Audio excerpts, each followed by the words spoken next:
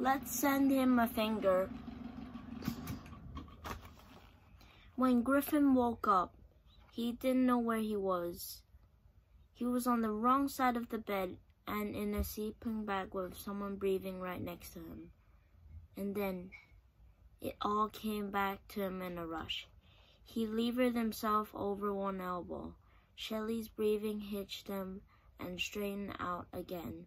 Her face is still pale, except the flush across her cheeks. But she didn't look that bad that night before. He wondered if this is how married people felt. This was how married people felt when one of us woke up, one still asleep. Her mouth was soft and variable, uneven and pale lids. Her eyes moved back and forth. What was she seeing in her dreams? Even though he had forgotten just a few hours to sleep, Griffin was now wide awake. He managed to get the bed off and minimize the rusting. He padded out and into the kitchen. The floor under him, bare feet. It was wood stove. What was going on in the living room? He too only went so far. Griffin, surprised to find War awake, leaning against the counter drinking coffee. Next to him, the phone lay on the corner. Or what was left on the phone. Someone had taken a hammer to it. It shattered in plastics and colorful wires. Griffin was surprised. He hadn't heard his dad wailing at the night before. He poked at him. What happened to the phone? Rugg shrugged.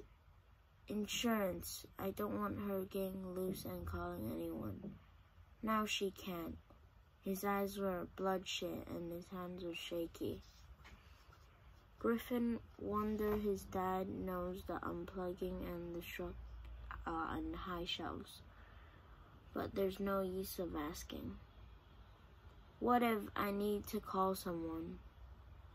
You could use that normal phone I got. He looked over Griffin's shoulders. Is she sleeping? Yeah. In the middle of the night, she seems like was running a fever. Went through the stuff in the bathroom and found the old prescription of Mom's. I gave it to her. At that mention of the bathroom, Griffin had been sure that his dad won't remember to ask him about the shower curtain. Instead, he looked shattered. Your mom's? Really? His dad never talked about his mom anymore. But after what Griffin came to home from the hospital, he sometimes would find his dad crying, holding something that's used belonging to his mom, like a bracelet, a sweater that she had left. A lot of stuff behind. They're having a big fight about what happened to Griffin. It must have been the last straw, because she had taken off her purse and her car. Some pictures of Griffin was so good.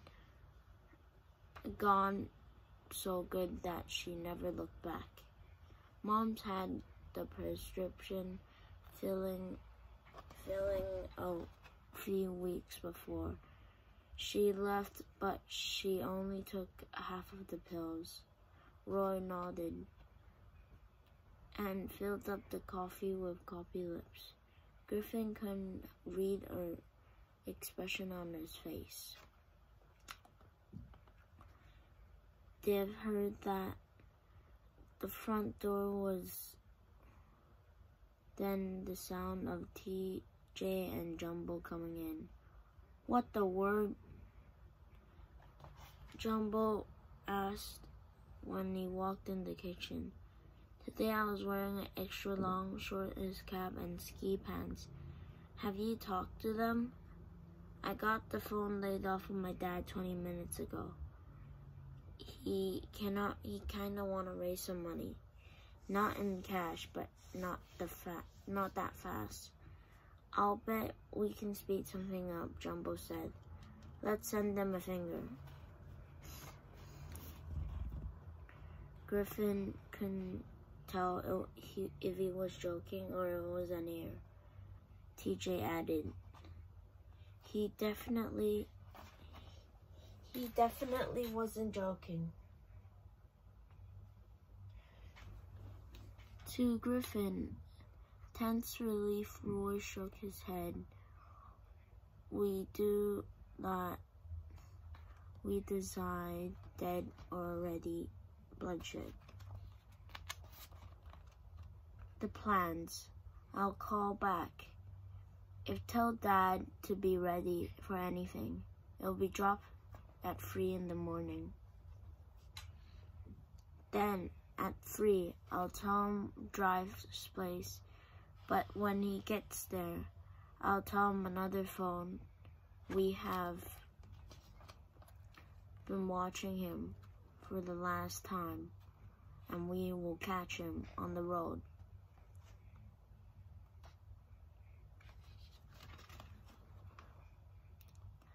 Roy looked spiced, but not lost.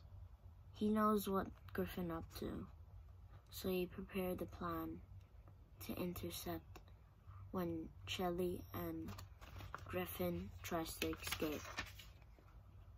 On one side of the airport, we can slip up to Washington and drop off her in the logging road or something, Griffin said. Point her to that direction. I'll tell her to start walking. And sometimes people find her. We'll be on the beach. Of course, Roy said. Griffin is pretty sure that Roy will never say of course, but in his life, at least not when he meant it.